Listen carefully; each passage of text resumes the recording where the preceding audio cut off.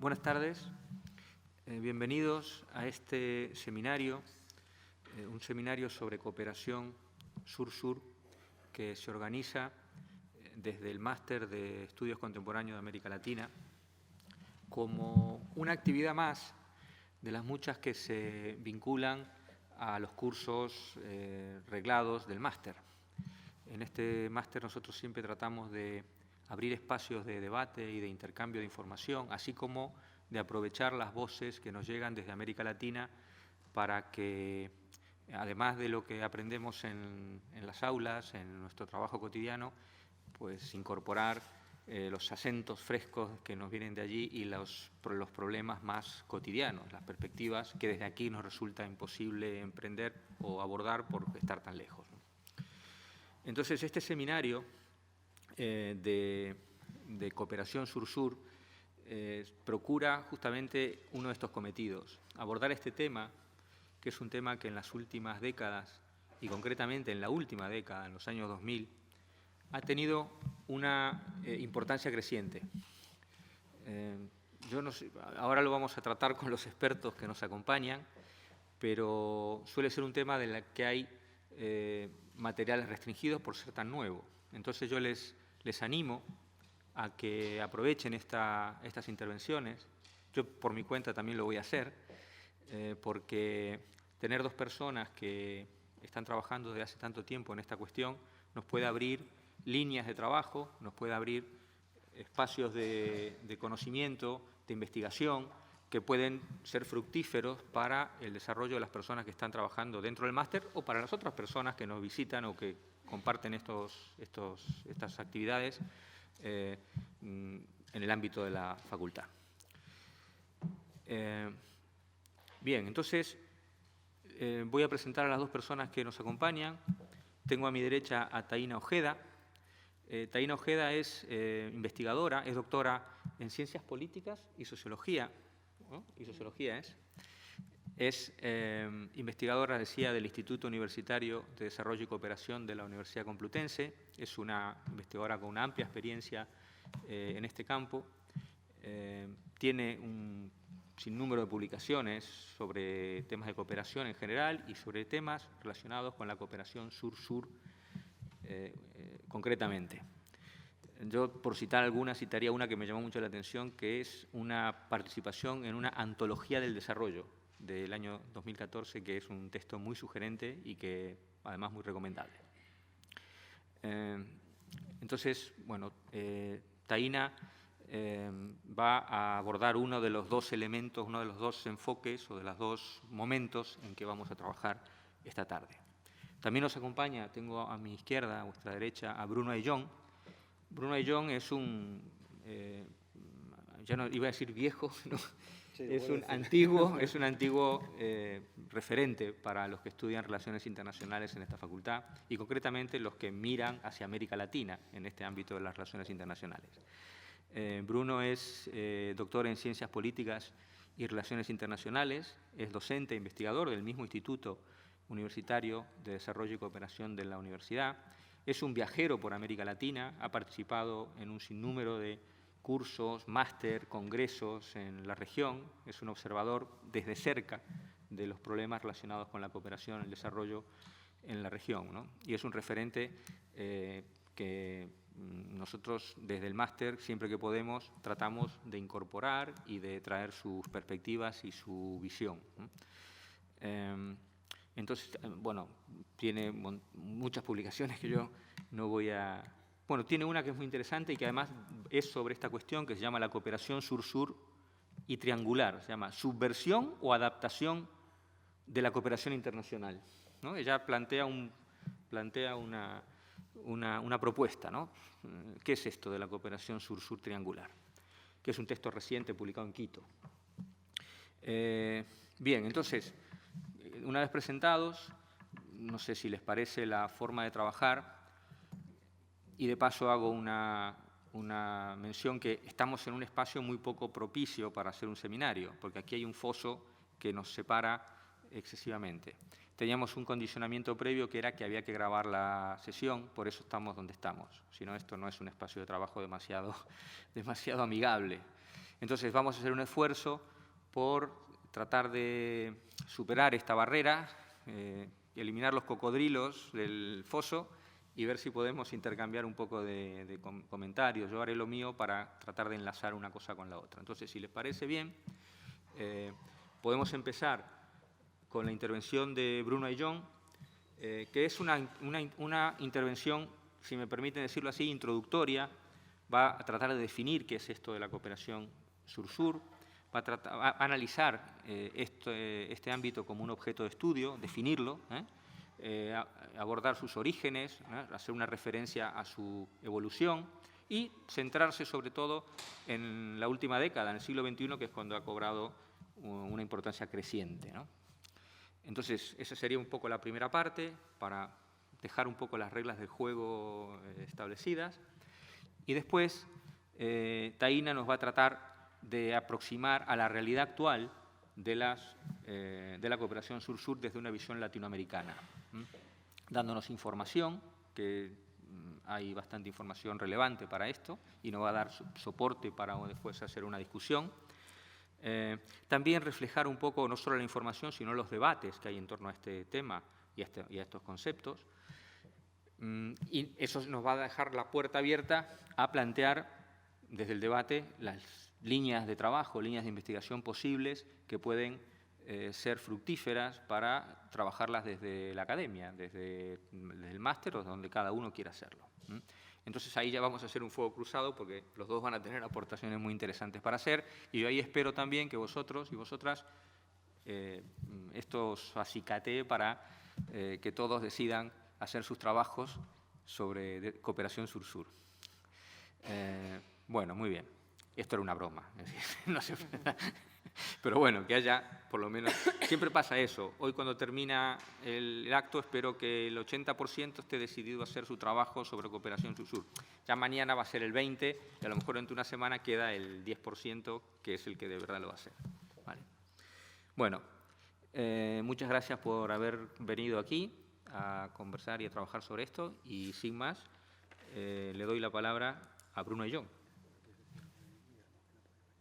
Bueno, perdón, sí. Teníamos Guillermo. Claro, sí, me hace acordar una cosa que tengo que aclarar. Estaba prevista la participación también de Guillermo Santander, que iba a terciar en este debate, pero Guillermo está enfermo. Esta mañana nos envió un mensaje diciendo que había tenido una noche bastante mala y que le era absolutamente imposible venir a compartir esta tarde con nosotros. Entonces, esa es la razón por la cual hay dos ponentes y no son tres como aparecía en el programa que seguramente habéis consultado. Nada, por mi parte nada más. Bruno, cuando tú quieras. Pues muchas gracias, Omar. Gracias a esta facultad, al máster, por la invitación. Es siempre un placer venir a esta casa, que es mi casa, y de la que llevo bastante tiempo fuera. Básicamente los 2 últimos años he estado viviendo en Ecuador como investigador prometeo del gobierno ecuatoriano, en una universidad ecuatoriana, y eso me ha permitido también un poco completar mi perspectiva sobre los temas latinoamericanos y sobre los temas de cooperación sur-sur, que quizás estaba muy enfocada en el ámbito del Cono Sur, en Brasil, que es un poco donde desarrollé mi trayectoria académica y profesional, ¿no? Y esto me ha permitido complementar también, ¿no?, esta realidad de la cooperación sur-sur, que, como vamos a ver y como os voy a comentar en breve, creo que tenemos que empezar a dejar de hablar de la cooperación sur-sur, porque no hay una cooperación sur-sur, sino que hay una pluralidad de cooperaciones sur-sur, tantas casi como países, como modelos de desarrollo asociados a las propuestas de cooperación, tantas cooperaciones sur-sur como diferentes son los agentes, los actores que la pueden poner en práctica, ¿no? Entonces, un primer apunte muy preintroductorio sería, digamos, romper esa idea de que la cooperación sur-sur es algo monolítico, es algo homogéneo. No es cierto. Por lo menos en mi perspectiva, no es cierto, porque en realidad lo que vemos es que hay un proceso en los últimos 10, 15, 20 años, y no me atrevo mucho a hablar de esto con Omar delante, porque él es el economista, ¿no?, por el cual, digamos, existe una diferenciación en el nivel y en el ritmo de los países en desarrollo, ¿no?, por el cual probablemente hoy en día el mundo en desarrollo, los países en desarrollo, y aquí la cuestión terminológica también hay que tomarla con mucha cautela, los países en desarrollo son cada vez más heterogéneos, ¿no? Hace 40, 50 años las diferencias que había entre el PIB de Haití y de Brasil eran 5, 6, 7, 8, 10 veces menores que las que hoy en día son entre el PIB de Haití y el PIB de Brasil, por tomar esa medida estándar, imperfecta, etcétera, etcétera, pero que nos sirve para tener una referencia, ¿no? Esa heterogeneidad de los países en desarrollo, de lo que podemos llamar el sur, ¿no? Y ahora me voy a detener un poco en esta cuestión, creo que nos ayuda a explicar por qué la cooperación sur-sur también es tan diversa. Y es tan diversa porque las trayectorias históricas que los países en desarrollo han ido teniendo, ¿no? Y las políticas que han ido diseñando y los márgenes de autonomía que han tenido el sistema internacional y su propia estructura económica, es decir, una pluralidad de factores, han condicionado también el tipo de cooperación que han podido poner en marcha, ¿no? Esto sin hablar de las múltiples vicisitudes que los países en desarrollo han experimentado en los últimos 60, 70 años, ¿no? No solamente por las cuestiones internas, sino por lo que serían los condicionantes de tipo sistémico, que sin duda alguna son muy importantes para entender el devenir de la cooperación sur-sur. Es decir, es imposible entender las configuraciones que va adoptando la cooperación sur-sur históricamente si no entendemos esos factores sistémicos que, en cierto modo, la condicionan o la determinan o van haciendo que en unos momentos los países en desarrollo tengan más margen de autonomía en el sistema internacional, puedan diseñar mejor sus políticas de desarrollo, puedan quizás mirar a sus vecinos como referentes para poner en marcha políticas de desarrollo, en vez de estar mirando a referentes del norte, ¿no? O a referentes que son extraños, ¿no? Bueno, entonces, esto un poco como primera idea, ¿no? Esta idea de las cooperaciones sur-sur. Yo no sé qué es lo que sabéis sobre la cooperación sur-sur, ¿no? En general, me han dicho que sois alumnos del Máster de Relaciones Internacionales y del Máster de América Latina, ¿no? Os voy a pedir una colaboración, ¿no? ¿Alguien se atrevería a definir, aunque sea intuitivamente, qué es la cooperación? Una definición, alguien que le guste la etimología, por ejemplo, ¿no? Los diccionarios. ¿Qué dice el diccionario sobre la cooperación? Bueno, vamos a empezar a intentar definir qué es esto, ¿no? El diccionario nos dice que cooperar es actuar conjuntamente con otros para conseguir el mismo fin, ¿no? Digamos, la definición de la cooperación como objeto de estudio es bastante simple en principio, ¿no? Ya no solamente en el ámbito internacional, sino incluso en el ámbito micro, en el ámbito individual. Si me permitís la broma, todos los que estamos aquí somos fruto de un acto cooperativo entre nuestro padre y nuestra madre, ¿no? En un momento dado decidieron cooperar y cooperaron y estamos nosotros ahora mismo en este momento, ¿no? Entonces, la cooperación es un obrar conjunto para alcanzar un mismo fin. Nuestro objeto de estudio, la cooperación sur-sur, se enmarca en lo que denominamos la cooperación internacional para el desarrollo, ¿no? Es un tipo de cooperación, prestadme atención que soy yo el que estoy hablando, ¿no, el señor? Es un tipo de cooperación que realizan diferentes actores del sistema internacional, ¿no? Estados, sociedad civil, etcétera, etcétera, con una finalidad que es el desarrollo, ¿no? Y aquí llegamos al elemento medular y al elemento, para mí, verdaderamente problemático, que es la definición del desarrollo, ¿no? ¿Qué es el desarrollo? Sobre esto hay múltiples teorías, ¿no? Pero sí que es cierto que esas concepciones del desarrollo y de las políticas que se pueden poner en marcha para generar un proceso de desarrollo son muy diferentes en función de la propia ubicación geográfica, de la ubicación que tienes en el sistema internacional, ¿no?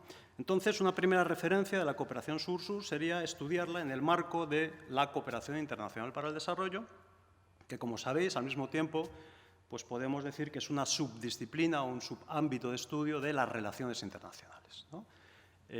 Siempre en las relaciones internacionales hablamos de las dos grandes categorías analíticas con las que trabajamos, que son la cooperación y el conflicto, ¿no? La cooperación llevada a su extremo desembocaría en una dinámica de integración y el conflicto llevado a su extremo desembocaría en una dinámica de guerra, ¿no?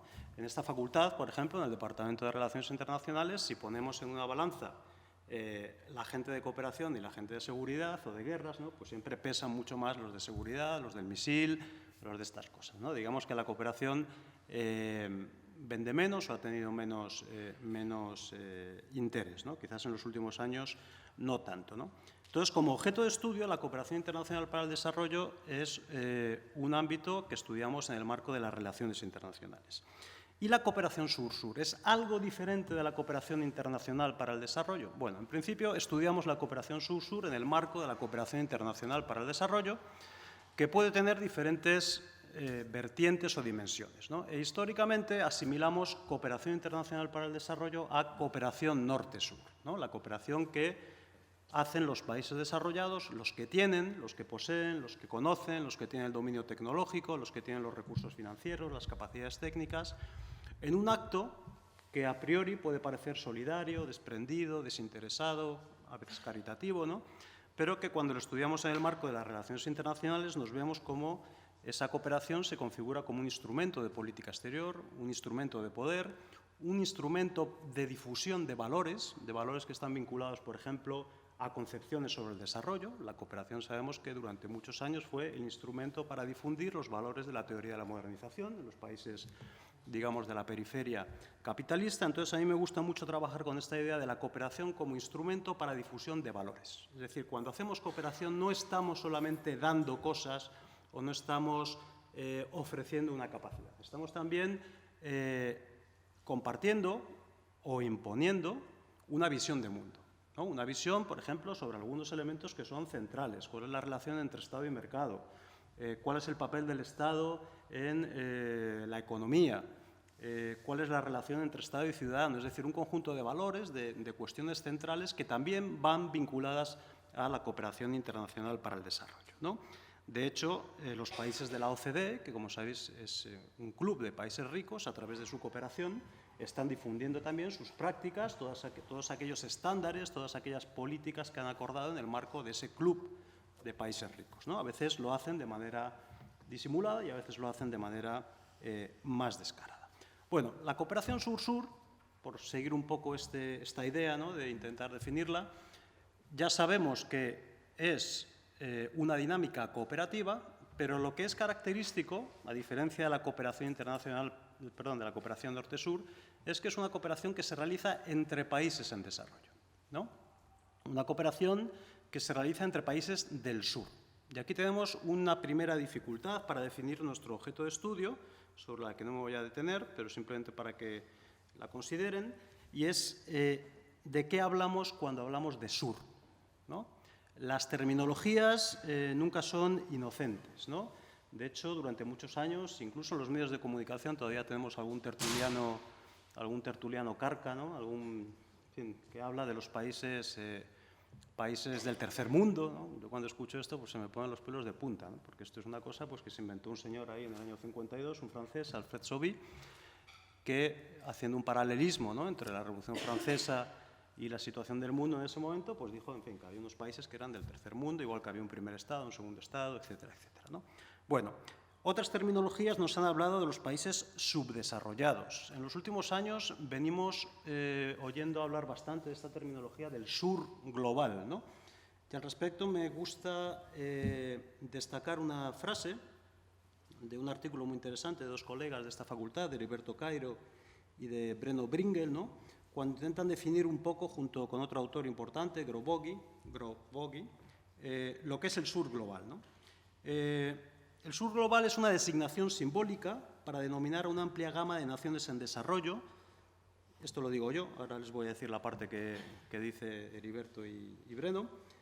Diversas por sus historias, orígenes y tradiciones, con múltiples enfoques en lo relativo al poder, la cultura o la identidad. Es decir, esa heterogeneidad del sur es un rasgo estructural para entender, digamos, de qué estamos hablando. Este rótulo sur global ha sustituido y actualizado progresivamente el calificativo de tercer mundo, en el que fueron encasillados muchos países en desarrollo al conquistar su independencia e inaugurar un orden internacional poscolonial.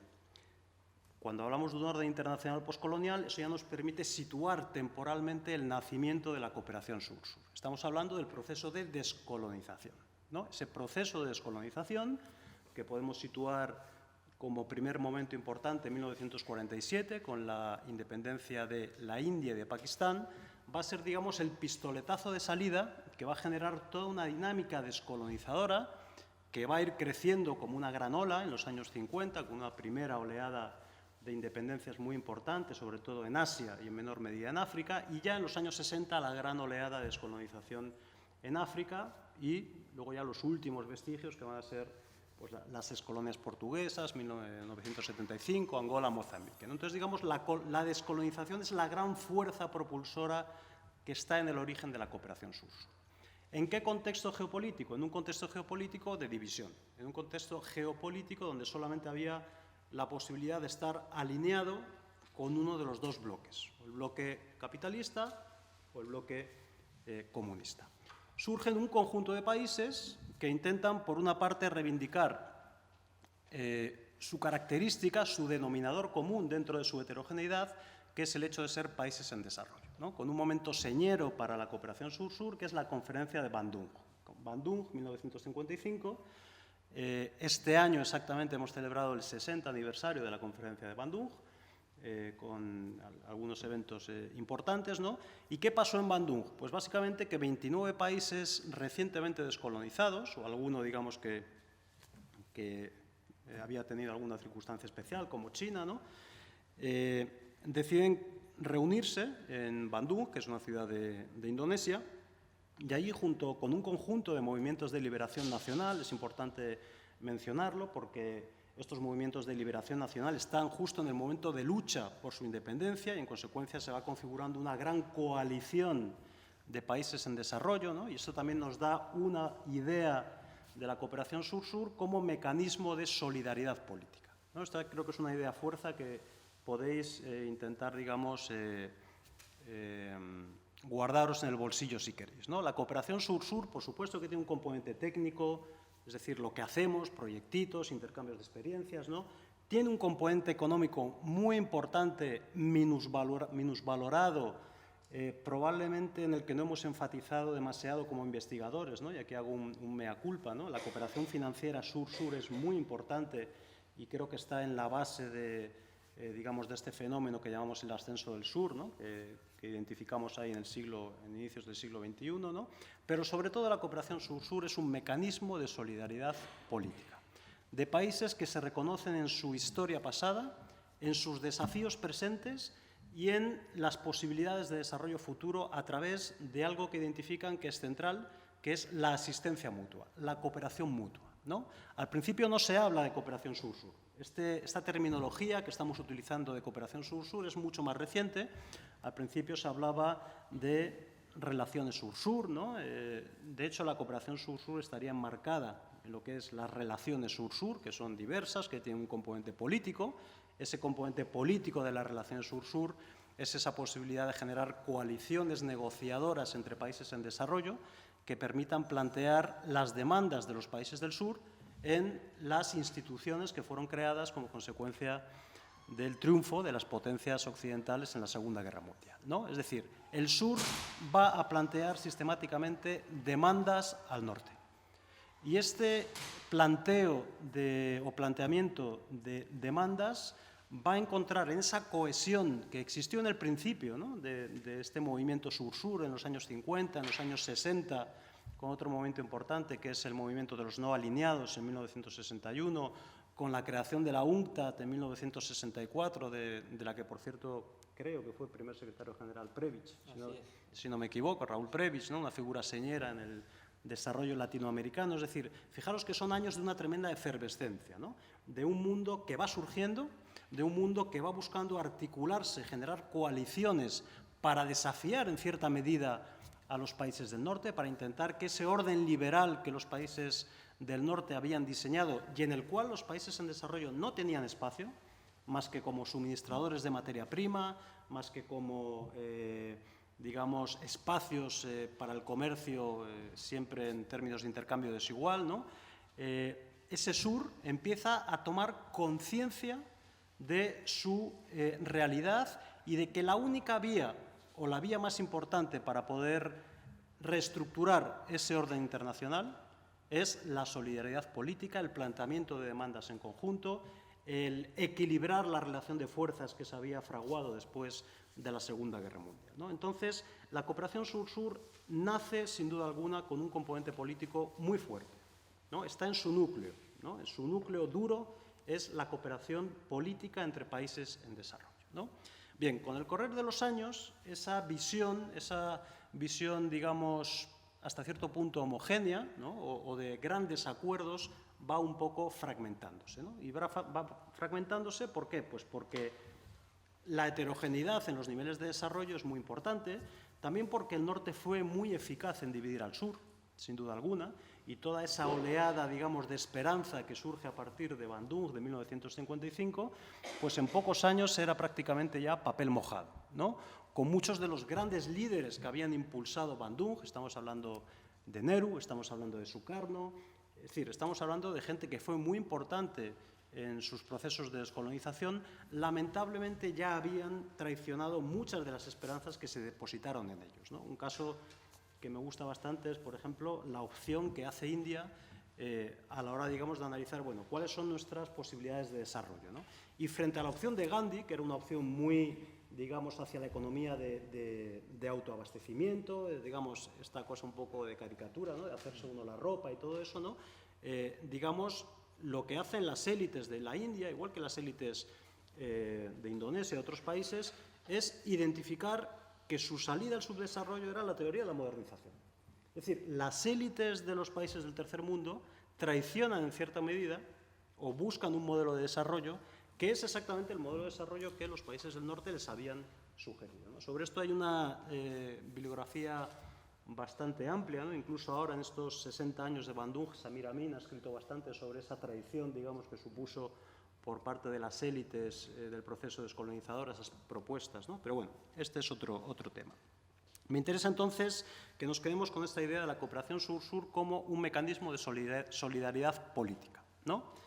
Bien, un mecanismo además para generar coaliciones que permitan reestructurar el sistema internacional. Un sistema internacional en el cual los países del sur estaban insatisfechos. ¿Por qué? Porque tenían dificultad para acceso a mercados, para acceder a tecnología, porque cuando pedían financiación concesional, los Estados Unidos les decían que no, que tenían que ir al mercado particular, porque en el caso de América Latina, ante las demandas latinoamericanas al finalizar la Segunda Guerra Mundial de tener un banco de desarrollo latinoamericano, los Estados Unidos les decían que no, que eso no era prioritario, que lo importante era que abrieran sus mercados a las empresas, a las multinacionales estadounidenses, ¿no? Y solamente en 1960 se va a conseguir, ¿no?, la creación del Banco Interamericano de Desarrollo, evidentemente porque ya le habían visto las orejas al lobo porque había triunfado la Revolución Cubana, ¿no? Y entonces, para evitar que el virus del comunismo se expandiese en América Latina, creamos un banco para ver si, financiando el desarrollo, conseguimos,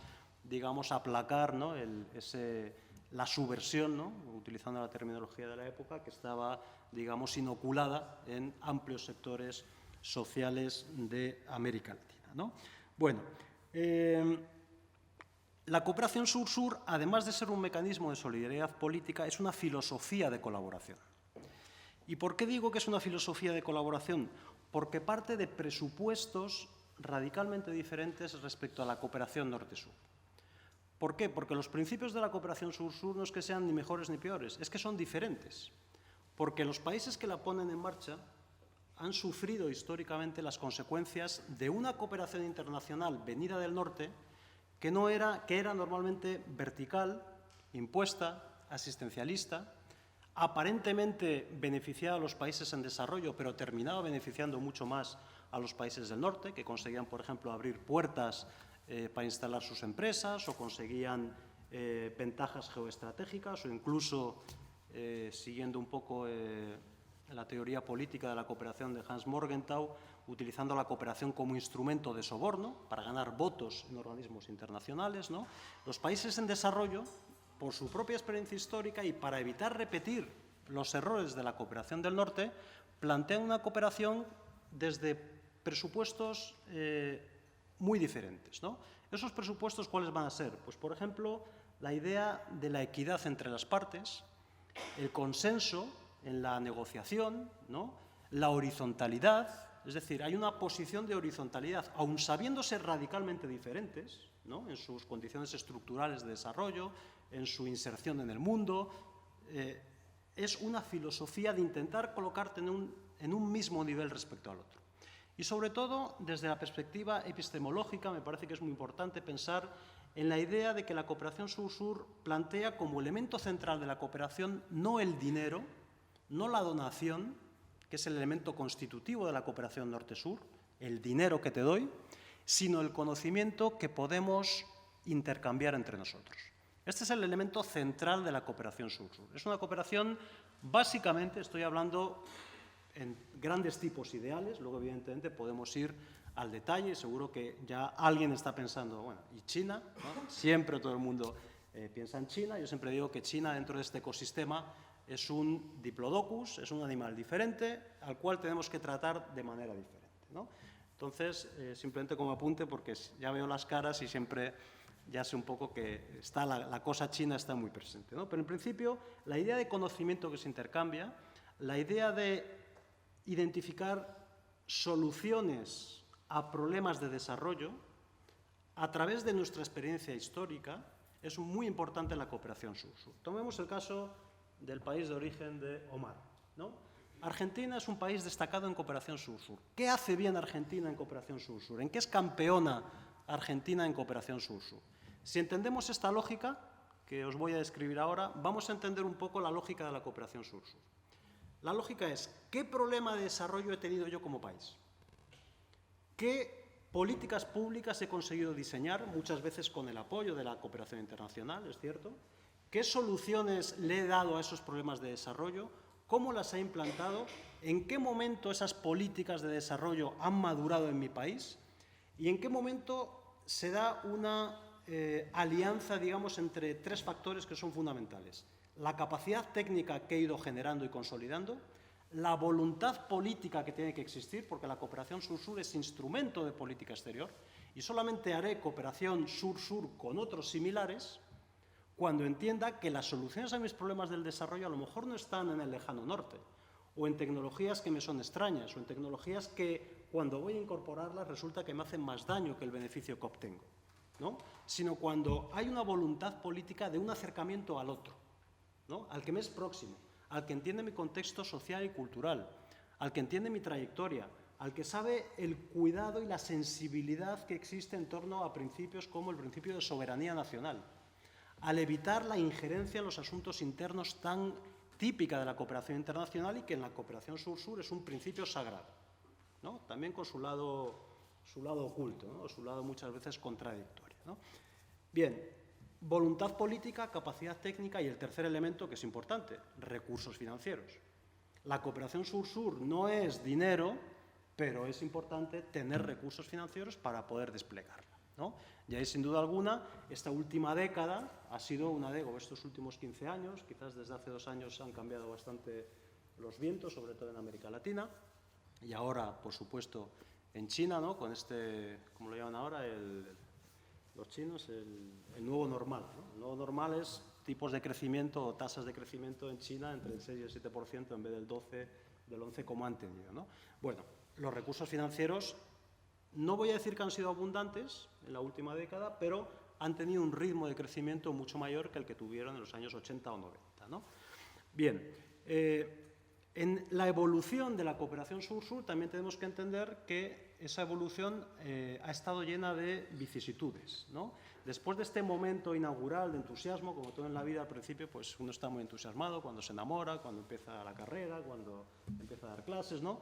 El tiempo va haciendo mella, ¿no? Y evidentemente ese primer entusiasmo de la cooperación sur-sur va pasando por diferentes dificultades, ¿no? Dificultades vinculadas, por ejemplo, a los propios problemas internos, ¿no? Y aquí también vemos cómo hay algunas pequeñas leyes generales de la cooperación sur-sur que podríamos intentar diseñar. Y una de ellas es que cuando tienes muchos problemas internos, obviamente la dimensión externa y la cooperación sur-sur como instrumento de la proyección externa sufre, ¿no? En un momento en que, por ejemplo, en América Latina los presidentes están concentrados en la gestión de la crisis o en la gestión de problemas políticos o en la pérdida de la mayoría o en casos de corrupción, o etcétera, etcétera, es decir, tomemos la agenda de América Latina y vemos que desde el norte hasta el sur el contexto es de crisis, ¿no? Las energías que antes tenías para dedicarlas a la proyección internacional, ahora las tienes que dedicar a la gestión de los asuntos internos. Eso pasó, por ejemplo, en América Latina en la década de 80 y 90, cuando se vivió la crisis de la deuda, cuando además estos países sufrieron el ajuste estructural por parte de las instituciones multilaterales. Digamos que en ese momento el contexto sistémico no favorecía ni propiciaba la cooperación sur-sur. Las políticas exteriores eran políticas de alineamiento automático. En los años 90, en Argentina, hubo un canciller, el señor Di Tella, que llegó a decir que la prioridad de Argentina era mantener relaciones carnales con los Estados Unidos. Es decir, mi política exterior era el alineamiento automático, así lo dijo, relaciones carnales, es decir, sometimiento absoluto.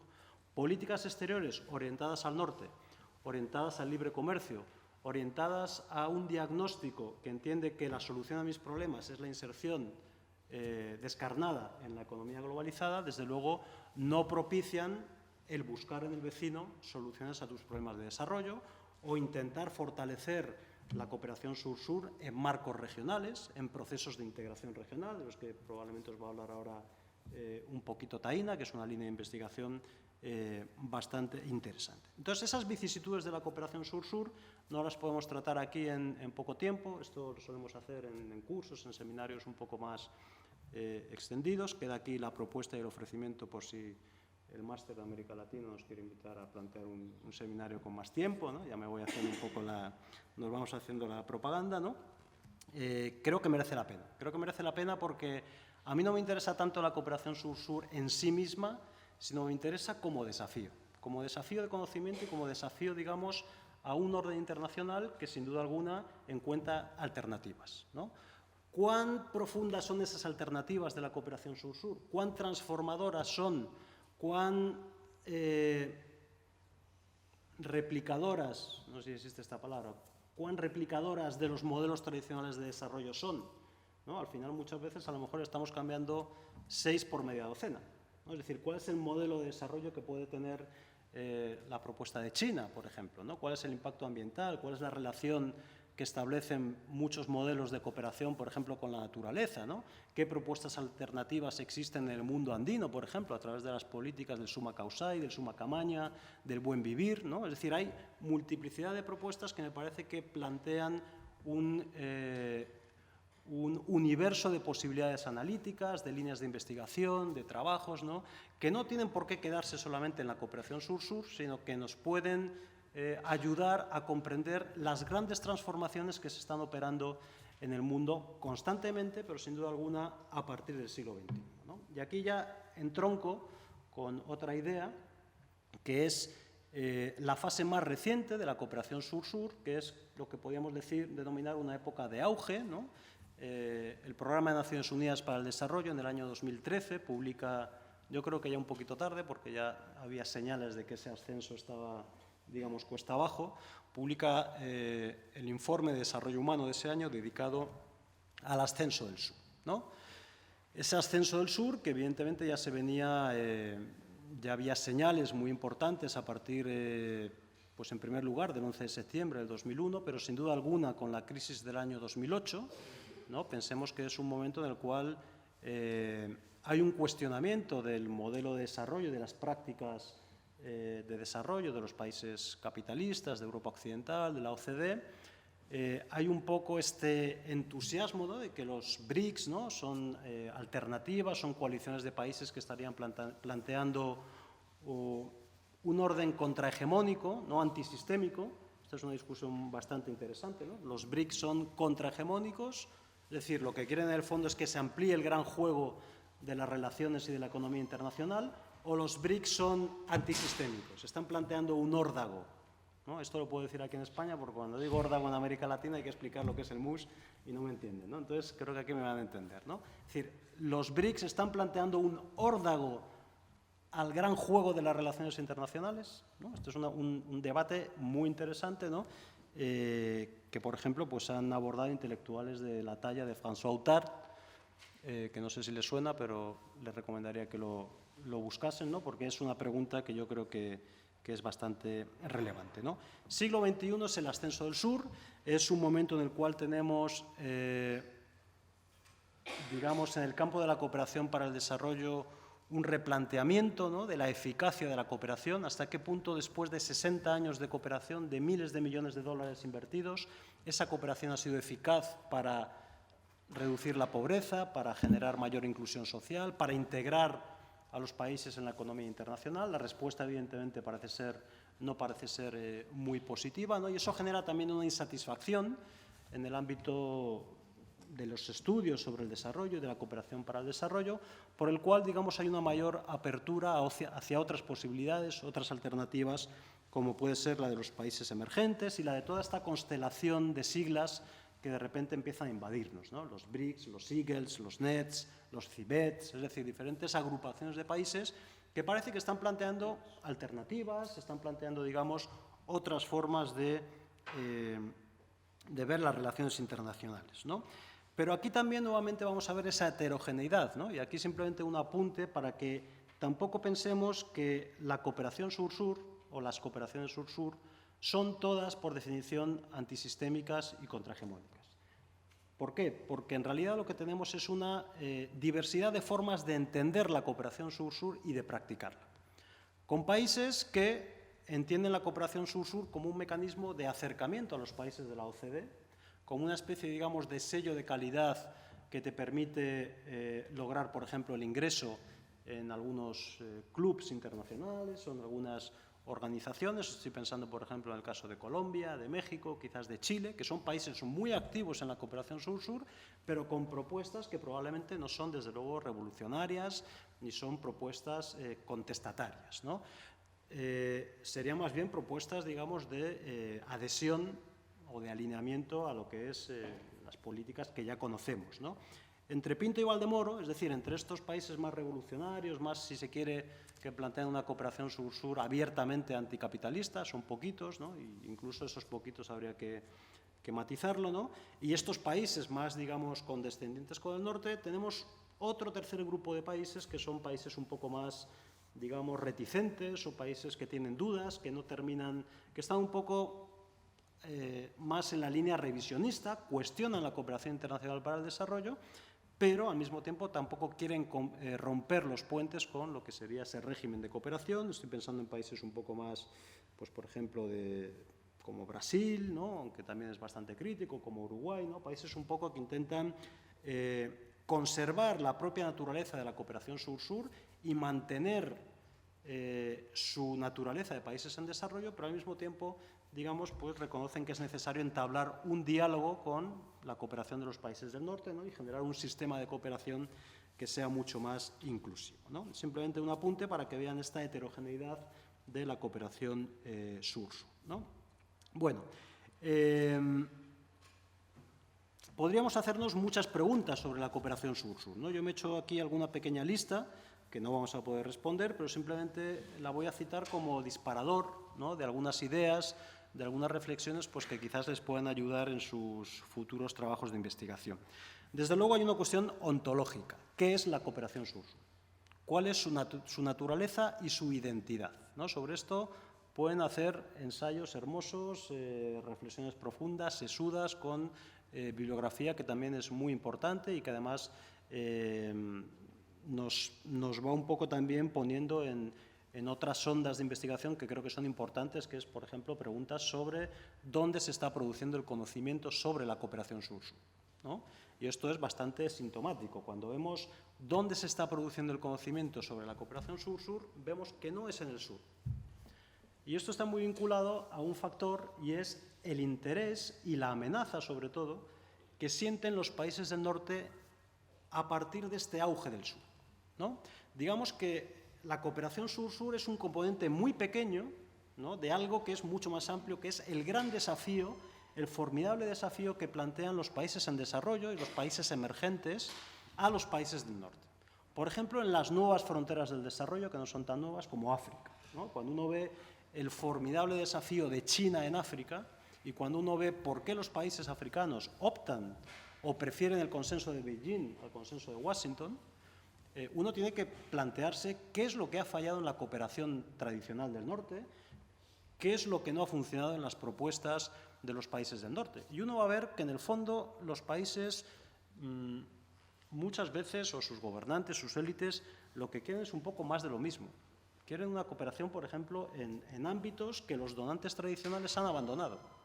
Los donantes tradicionales no hacen infraestructura en África. China hace infraestructura. Los donantes tradicionales han abandonado el sector agrario en África. Los chinos hacen desarrollo agrícola.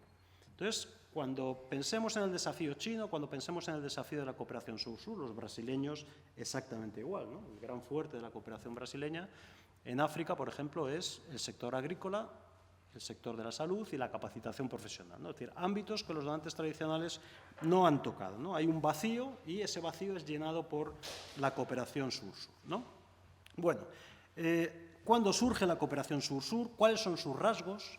¿Cuáles son sus coincidencias y sus diferencias respecto a la cooperación norte-sur? ¿No? Evidentemente, no estamos hablando de un animal tan diferente, ¿no? Es decir, hay elementos concretos, ¿no?, en los cuales se asemeja la cooperación norte-sur y la cooperación sur-sur. De hecho, hay una tesis que circula por ahí, que a mí me gusta bastante, que dice que, en el fondo, la cooperación sur-sur ha salido triunfante en la retórica, digamos, en los grandes debates de la cooperación internacional en la última década. ¿Por qué?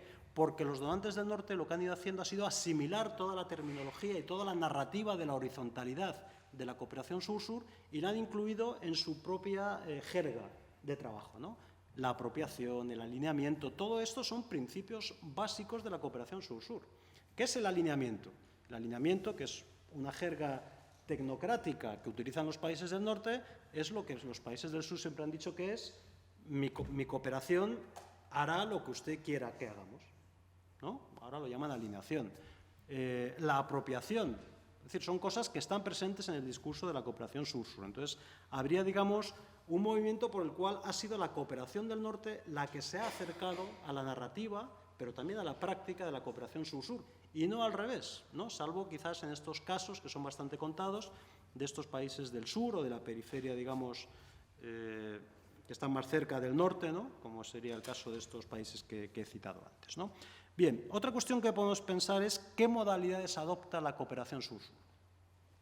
La cooperación sur-sur nace con una propuesta política, pero también se despliega en el ámbito económico, ¿no?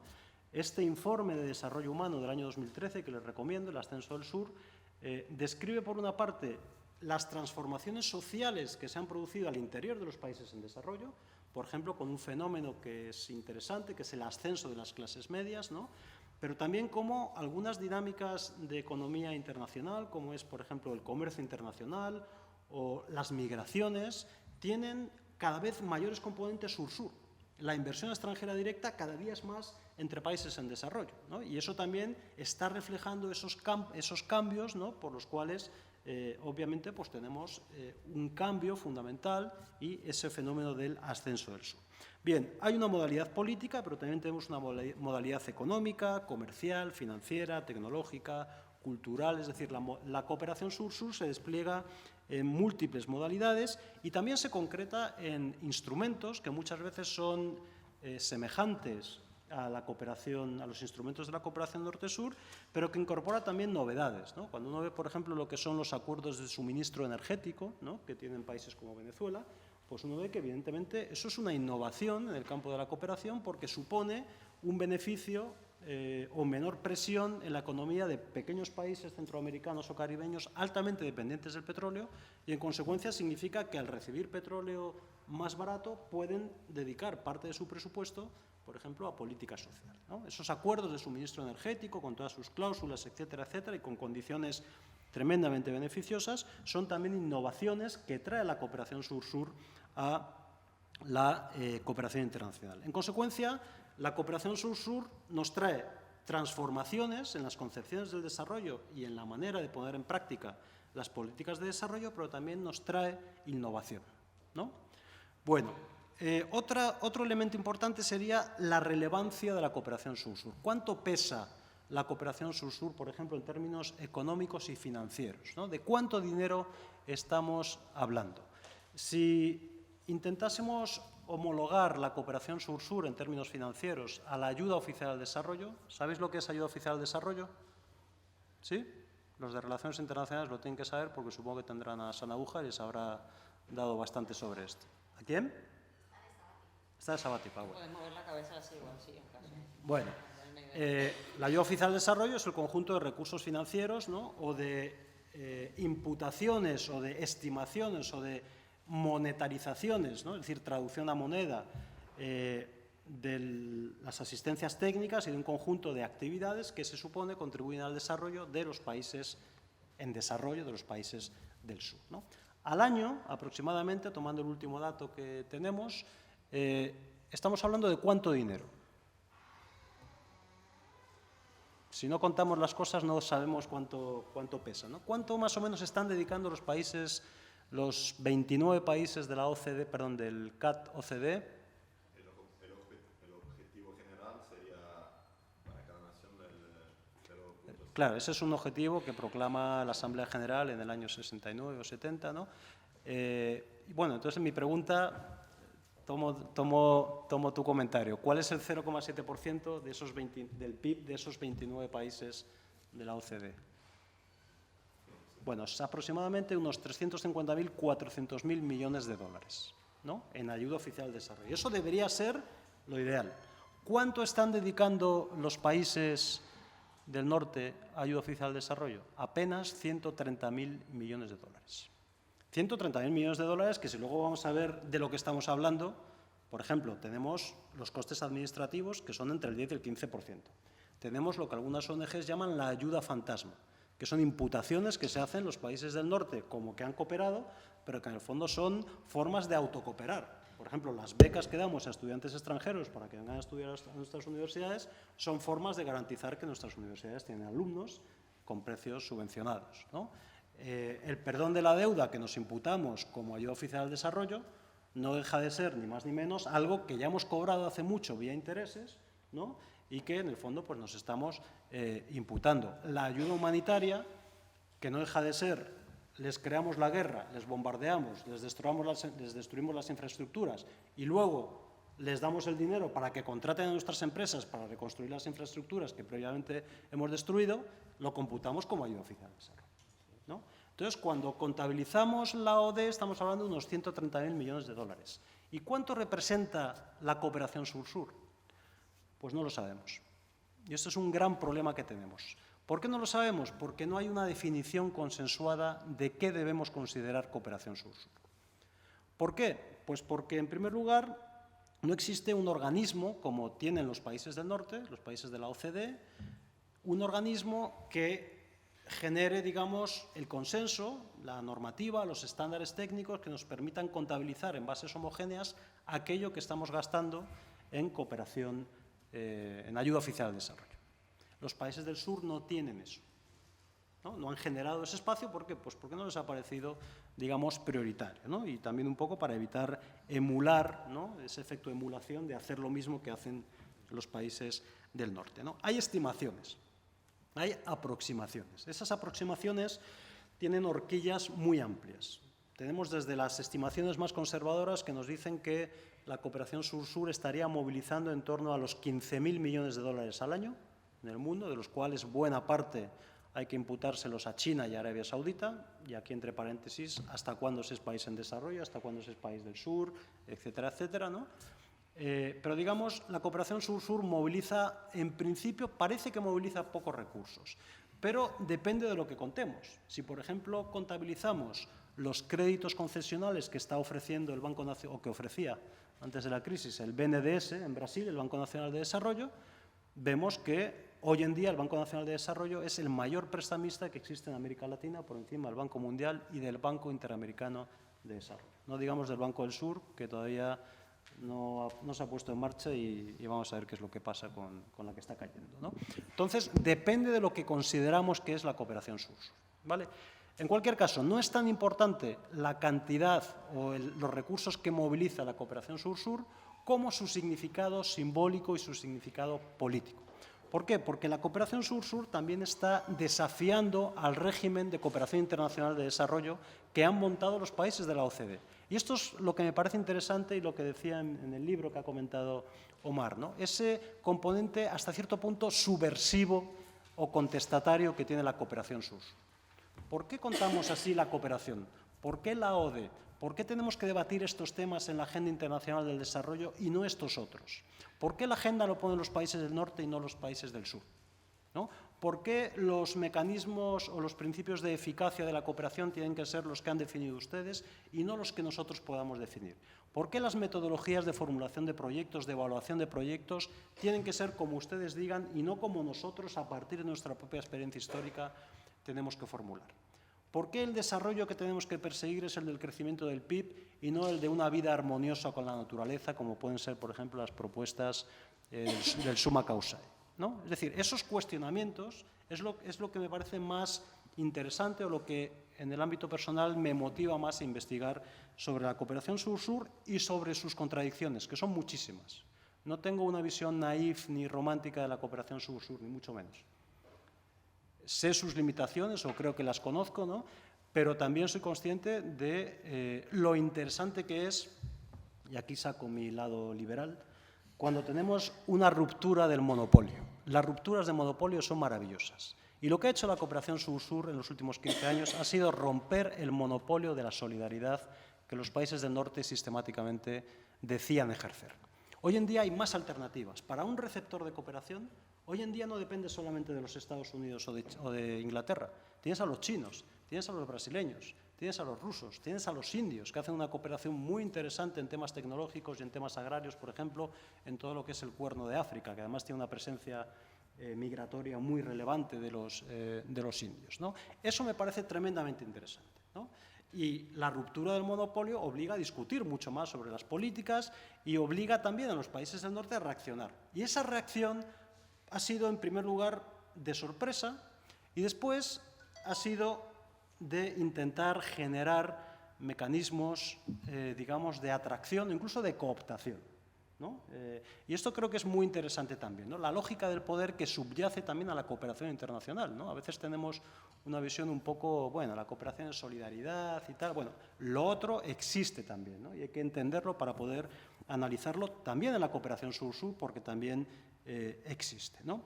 Bien, la pregunta sería, y yo creo que con esto ya puedo ir terminando, ¿no? Muy bien. ¿Sí? Pasamos a otra. Muy bien. La pregunta sería entonces si la cooperación sur-sur representa una alternativa transformadora, qué modelos de desarrollo estaría impulsando, qué presupuesto se está planteando sobre cuestiones medulares como el orden político y económico internacional, o, por ejemplo, sobre la sostenibilidad del desarrollo, sobre las prácticas extractivistas que, lamentablemente, son tan habituales en la cooperación sur-sur, ¿no? Creo que después vamos a hablar un poco de algunos elementos de agenda de investigación. También podría decir algo sobre la cuestión de la cooperación sur-sur en América Latina y Caribe, pero lo que voy a hacer va a ser invitarles a que en la próxima semana puedan leer un artículo que va a salir publicado en estos días en el anuario CRIES. CRIES es la Coordinadora Regional de Investigaciones Económicas y Sociales, que tiene sede en Buenos Aires. Publica un anuario sobre integración regional en América Latina y he escrito un artículo que se llama La cooperación sur-sur en América Latina y Caribe, de una época dorada a una fase incierta, ¿no? Lo que hago es analizar, digamos, por lo menos esos primeros 12, 13 años hasta el 2012, ¿no? Del 2000 al 2012, coincidiendo también con el cambio político que se experimenta en América Latina, ¿no? A partir del año 2002, 2003, desde luego, sin duda alguna, 1999, con la victoria y la llegada al poder de Hugo Chávez. Es un momento simbólico, central, para entender el cambio político en la región y el cambio también digamos, en la prioridad que se le da a la cooperación sur-sur.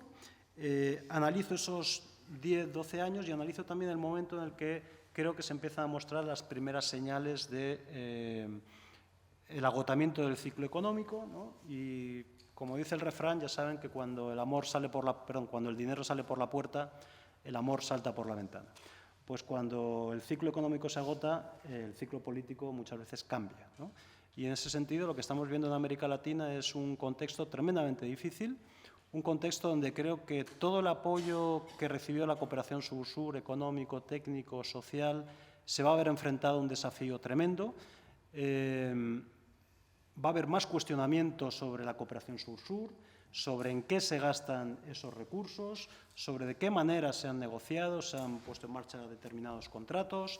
En el caso concreto de Brasil, creo que lo que está pasando, no sé si ustedes siguen la dinámica brasileña, pero todo lo que está pasando con la crisis de la operación Lavallato, la implicación de la gran empresa petrolera pública Petrobras y el sistema de préstamos del BNDES en los últimos 10 años, yo creo que puede erosionar tremendamente la imagen de Brasil como un país comprometido con el desarrollo en América Latina. Creo que eso puede tener impactos, no me quiero poner apocalíptico, un cambio desde luego de gobierno, un eventual impeachment sobre la presidenta Dilma Rousseff, una llegada de la derecha en Brasil, con la derecha ya en Argentina, evidentemente sepulta el Mercosur, nos aboca hacia un escenario en el cual los países giran hacia el Pacífico, hacia la negociación o, digamos, la solicitud de entrada en el TPP.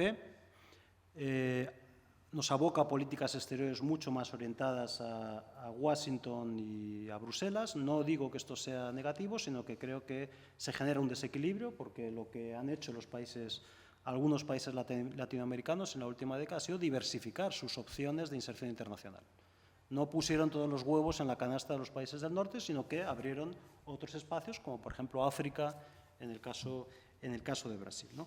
Creo que de esto, en fin, puede hablar mejor y más Taina, sobre lo que ha sido estos 10, 15 años, que además para nosotros han sido buenos porque nos ha permitido trabajar mucho en cooperación sur-sur. Yo recuerdo cuando pusimos en marcha la línea de cooperación sur-sur en el Instituto de Desarrollo y Cooperación en el que trabajamos, más o menos ahí en el año 2008, ¿no? Ahí empezamos a trabajar, y han sido unos años tremendamente intensos en los que hemos podido no solamente publicar, investigar, sino que hemos tenido, creo yo, el privilegio de poder trabajar de la mano con los formuladores de la política de cooperación sur-sur, con la gente que la pone en marcha, en capacitación, participando en las plataformas regionales en las que se están debatiendo estas cosas, en el ámbito, por ejemplo, de la Secretaría General Iberoamericana.